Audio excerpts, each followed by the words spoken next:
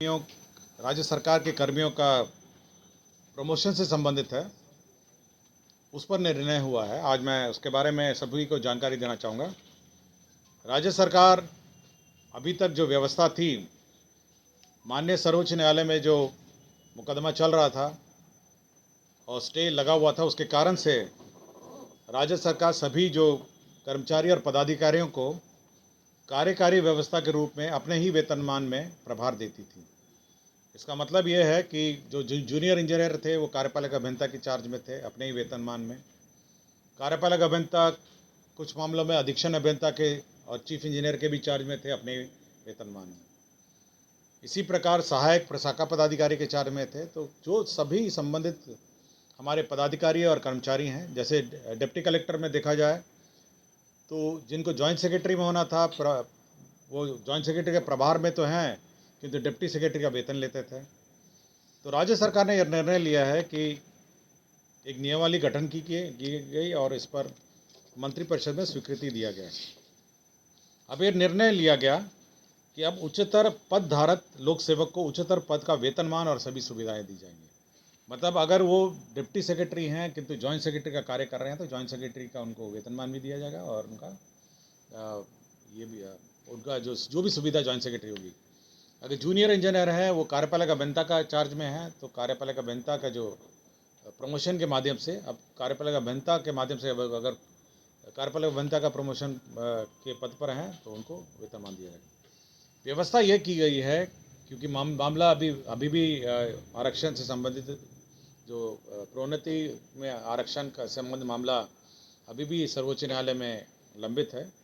उसके आलोक में उसको ध्यान में रखते हुए राज्य सरकार ने जो सारे पद हैं उसमें से 16 और 1% जो अनुसूचित जाति और जनजाति के जो पद हैं उसको अलग पहले कर ले लिया जाएगा। इसका मतलब है कि अगर 100 पद हैं, 100 पद किसी वर्ग में हैं तो 16 पद उसमें से हटा लिए जाएंगे और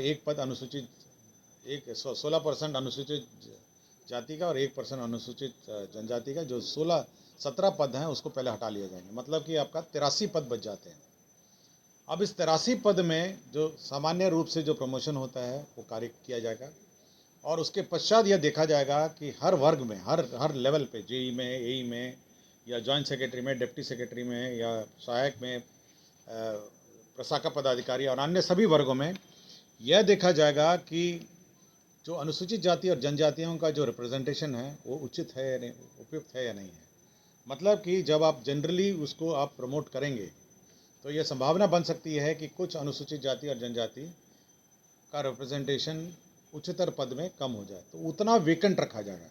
मतलब कि 83 जो पद हैं, 83 पद में से जब आप प्रमोट करेंगे तो उसका 16% आपका अनुसूचित जाति का रिप्रेजेंटेशन होना चाहिए और 1% अनुसूचित जाति का होना चाहिए। मैंने 100 में से पहले आपने 16 हटा दिया अनुसूचित जाति जनजाति का, रिजर्व अनुसूचित जाति का, और 1 आपने हटा दिया अनुसूचित जनजाति का, तो 17 तो पहले आपने हटा दिए। अब उसको फ्रीज कर दिया कि उस पर कोई प्रमोशन नहीं होगा क्योंकि माननीय सर्वोच्च न्यायालय में ये विवाद, ये मामला अभी भी लंबित है। तो बच गए आपके 83 पद। नहीं, आप पहले 100 पद, जैसे किसी में, जैसे जब आपका एग्जीक्यूटिव इंजीनियर का ले लीजिए या तो 100 पद हैं, 100 पद में पहले आप 16 और 1 आप पहले हटा लेंगे, 17 हट गए तो बच गए आपके 83 पद में। अब आप सामान्य रूप से इसको प्रमोट करेंगे, पूरी एक सीनियरिटी लिस्ट बनाएंगे सभी का। अगर आपको एग्जीक्यूटिव इंजीनियर में करना होगा तो असिस्टेंट इंजीनियर की एक लिस्ट बनेगी, तो असिस्टेंट इंजीनियर की लिस्ट में सीधा एक बार प्रमोट करेंगे आप सभी को, मतलब सामान्य रूप से सीनियरिटी के हिसाब से।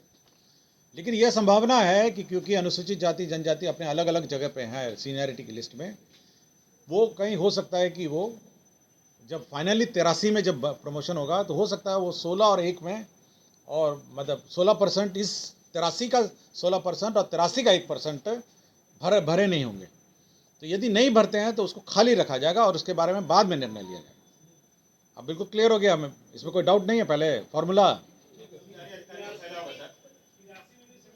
देखिए, पहले आप कार्यपालक अभियंता का ले लीजिएगा। 100 पद हैं आपके, 100 पद में पहले आपने 16 पद आपने हटाए अनुसूचित जाति का और एक पद आपने हटाया अनुसूचित जनजाति, 17 पद आपने फ्रीज कर दिए, उस पर कोई प्रमोशन नहीं होगा और कोई पदस्थापन नहीं होगा।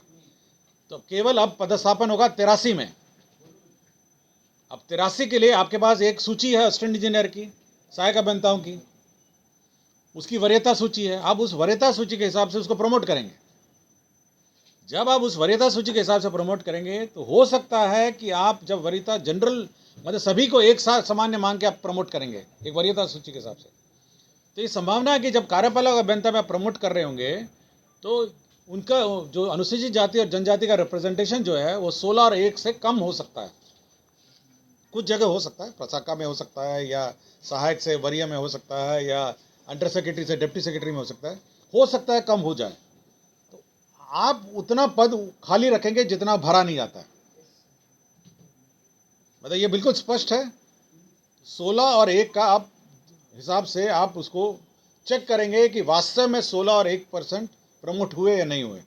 यदि उतने प्रमोट नहीं होते हैं तो उतने पद खाली रखे जाएंगे और उस पर बाद में निर्णय लिया जाएगा कि उन पदों को कैसे भरा जाए। नहीं, इसमें भी हो गया 83, टोटल 83 में हुआ। आप 83 मानकर आप प्रमोट करेंगे पूरी वरीयता सूची को एक मानते हुए, और ये चेक करेंगे प्रमोशन के बाद कि वास्तव में वो अनुसूचित जाति और जनजाति का रिप्रेजेंटेशन का जो फॉर्मूला है 16 और 1 वो वास्तव में मेंटेन इस 83 पदों में हो रहा है या नहीं हो रहा है। अगर नहीं हो रहा है तो उतने पद खाली रखे जाएंगे और उस पर सरकार बाद में निर्णय लेगी।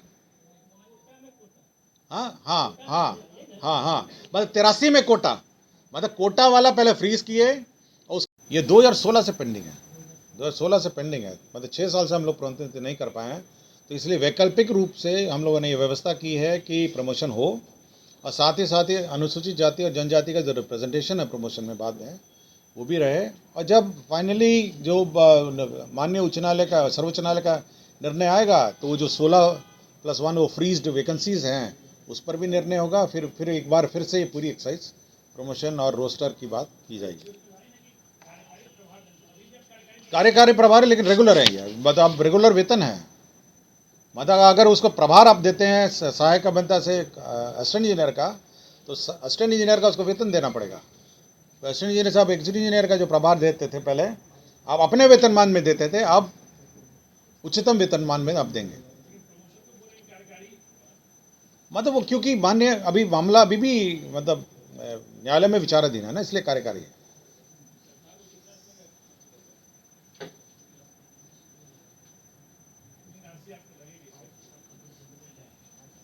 वो अलग है, बल्कि टोटल पूछ रहे हैं,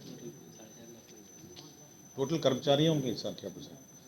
तो इसमें यही है कि भविष्य में नियमित प्रोन्नति अगर माननीय उच्च न्यायालय माननीय सर्वोच्च न्यायालय का अन्यथा ऑर्डर होगा तो सभी लोग अपने अपने जो प्रोन्नति पाए हैं वो अपने अपने पद पे वापस चले जाएंगे।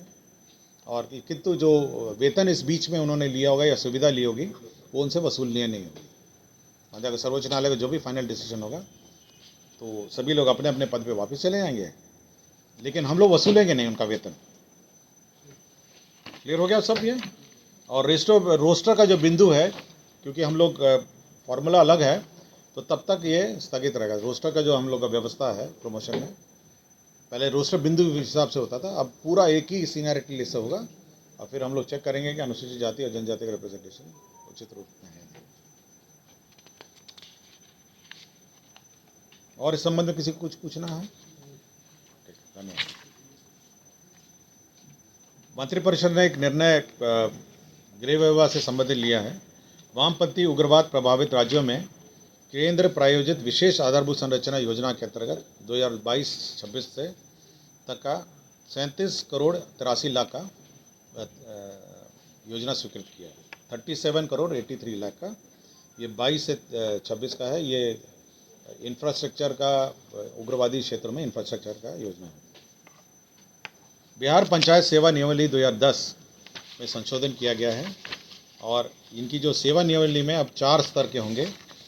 मूल कोटि होगा प्रखंड पंचायती राज पदाधिकारी का। प्रथम प्रोन्नति स्तर होगा व्याख्याता, मुखिया, सरपंच प्रशिक्षण संस्था और जिला पंचायती राज प्रशिक्षण संस्था। तो प्रशिक्षण संस्था के जो व्याख्याता और जो प्रशिक्षण संस्था के ये होंगे इंचार्ज होंगे वो प्रथम प्रोन्नति का होगा। द्वितीय प्रोन्नति स्तर होगा अपर जिला पंचायती राज पदाधिकारी और अपर मुख्य कार्यपालक पदाधिकारी जिला परिषद। और तृतीय प्रोन्नति स्तर होगा जिला पंचायती राज पदाधिकारी सह प्राचार्य, सहायक निदेशक, मुखिया सरपंच प्रशिक्षण संस्था, जिला पंचायती राज प्रशिक्षण संस्था, राज्य स्तरीय प्रशिक्षण एवं शोध संस्था। तो 4 स्तर का है, तो 4 स्तर का पुनर्गठन किया गया है। हम आपको दे देंगे 4 स्तर का, मैडम 4 स्तर का आपको दे देंगे, आप बांट दीजिएगा। तीसरा है जो राष्ट्रीय सुरक्षा के दृष्टिकोण से जो प्रोक्योरमेंट की व्यवस्था है, GFR 2017 के नियम 144(11) में संशोधन किया है। प्रोक्योरमेंट मतलब जो टेंडर वेंडर में कौन भाग लेंगे और कौन नहीं भाग लेंगे, इसमें केवल राष्ट्रीय सुरक्षा के दृष्टिकोण से ऐसी संस्था डिबार्ड रहेंगी जो मतलब देश के राष्ट्रीय सुरक्षा से संवेदनशील जो देश हैं उनसे तालमेल रखती हो, उनके साथ साठगांठ करती हो, वैसे कंपनियों का टेंडर में भाग लेना वर्जित रहेगा। मतलब जैसे मैं कोई कंपनी भाग लेती है, अगर उस कंपनी का कोई अग्रीमेंट या डीलिंग या कुछ अरेंजमेंट किसी अन्य ऐसा देश से हो जो राष्ट्रीय सुरक्षा के दृष्टिकोण से उचित ना हो, वैसे कंपनियां भाग नहीं ले सकेंगी। अभी कौन सा कंट्री नहीं है मुझे नहीं पता, लेकिन राष्ट्रीय सुरक्षा से के दृष्टिकोण से ऐसे कंपनियां, ऐसे देश से जो तालमेल रखते हों वो वर्जित। रूल चेंज है, कोई कंट्री का नाम उसमें उल्लेखित नहीं है। राज्य के सभी राजकीय दंत महाविद्यालय या राजकीय दंत महाविद्यालय अस्पताल में नामांकन एवं अन्य शुल्क का निर्धारित किया गया है। एडमिशन फ़ीस क्या होगा, ट्यूशन फ़ीस क्या होगा, हॉस्टल फ़ीस क्या होगा, कॉशन फ़ीस क्या होगा, तो सारे फ़ीस का निर्धारित किया गया है। जैसे मेडिकल कॉलेजेस में हुआ है उसी प्रकार डेंटल कॉलेज में भी फ़ीस समान अनुपात में निर्धारित किया गया है। अगर चाहिए होगा फ़ीस मैडम आपको दे देते हैं।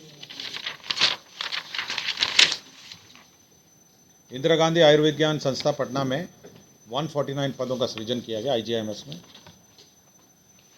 खरीफ विपणन मौसम में हर साल बैंक गारंटी ली जाती है और जो कोऑपरेटिव बैंक और अन्य सहकारी संस्थाओं को लोन दिया जाता है प्रोक्योरमेंट के लिए। तो 8,000 करोड़ का लोन लिया जा रहा है जिसमें सरकार गारंटी दे रही है। अंबिका प्रसाद गुप्ता है, अपर जिला एवं सत्र न्यायाधीश दरभंगा, तो बर्खास्त हैं। बर्खास्तगी आदेश को रद्द करते हुए वापस लिया गया है।